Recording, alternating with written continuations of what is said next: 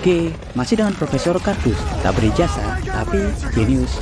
Ya, pada debat calon wakil presiden Indonesia yang keempat pada 21 Januari 2024 lalu, sebagian dari teman-teman pasti ingat beberapa pertanyaan yang dilontarkan oleh masing-masing cawapres, di mana salah satu pertanyaan yang dilontarkan oleh cawapres nomor urut 2, yakni Gibran Raka Buming Raka, mengarah pada salah satu jenis sel baterai lithium ion, yakni lithium ferrofosfat atau lithium besi fosfat. Lantas, apa itu lithium besi fosfat atau lithium ferrofosfat? Dan apa hubungannya dengan nikel Indonesia? Sehingga menjadi bahan argumentasi pada debat 21 Januari kemarin. Tapi, sebelum Profesor Kardus mengulasnya, jangan lupa like, subscribe, dan tekan tombol lonceng di channel Profesor Kardus. Ya, lithium ferrofosfat atau lithium iron fosfat merupakan generasi baterai isi ulang lithium ion, di mana baterai lithium ion sendiri saat ini menjadi tulang punggung penyuplai energi segala teknologi modern yang kita gunakan, seperti smartphone, laptop, mobil-mobil listrik, dan berbagai teknologi yang memerlukan energi pengisian listrik isi ulang. Sebelum Profesor Kardus menjelaskan tentang apa itu lithium ferrofosfat dan apa hubungannya dengan nikel Indonesia, kalian tentunya wajib tahu bagaimana cara kerja baterai isi ulang lithium ion yang sebenarnya, yang umumnya kita gunakan pada perangkat-perangkat baterai teknologi sehari-hari. Tahukah Anda, pada umumnya konsep baterai lithium ion terdiri dari beberapa bagian utama, yakni elektroda negatif atau anoda, yang umumnya terdiri dari bahan silikon, grafit, atau grafena. Kemudian katoda atau elektroda positif, yang umumnya terbuat dari berbagai campuran bahan seperti lithium, kobalt, nikel, magnesium, besi, dan lain-lain. Sedang yang ketiga adalah separator pemisah anoda dan katoda, yang umumnya terbuat dari bahan polimer. Dan selanjutnya elektrolit atau penghantar ion-ion bermuatan dari anoda ke katoda, atau sebaliknya, yang umumnya berbentuk cair dari bahan lithium heksafluorofosfat. Dan tahukah Anda, pada saat proses pengisian baterai dan kemudian aliran energi listrik masuk hingga arus kemudian masuk di bagian katoda yang terdapat bahan-bahan paduan lithium, kobalt, atau nikel oksida, atau juga mangan. Ketika arus masuk, bahan-bahan tersebut akan mengalami oksidasi hingga sel-sel dalam elektroda positif atau katoda akan otomatis melepaskan ion-ion positif, juga muatan negatif atau elektron. Kemudian ion-ion positif yang terlepas umumnya akan dialirkan dari katoda ke bagian anoda yang tersusun dari grafit melalui bantuan cairan elektrolit, yakni lithium heksafluorofosfat. Sedang elektron-elektron akan dialirkan melalui sirkuit di bagian atas.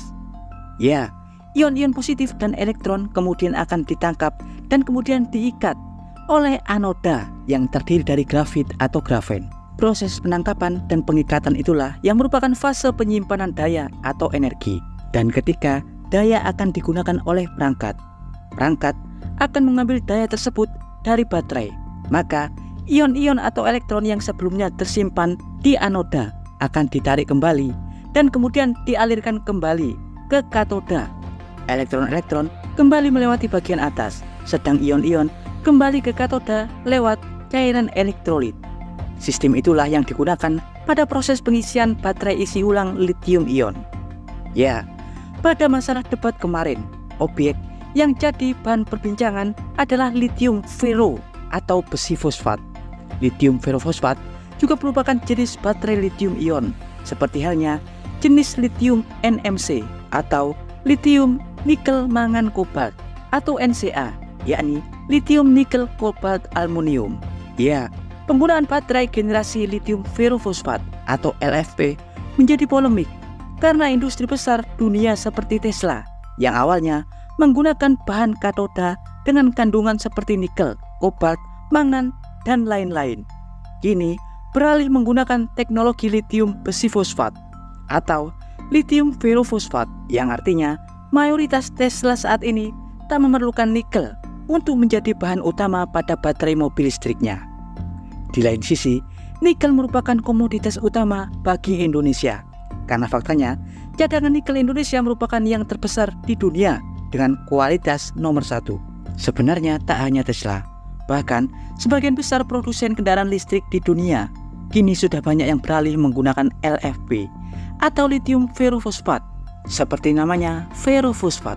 Struktur penyusun katoda baterai LFP umumnya menggunakan atom ferro atau besi dengan paduan PO atau fosfat yang dikristalisasi dengan lithium untuk digunakan pada katoda.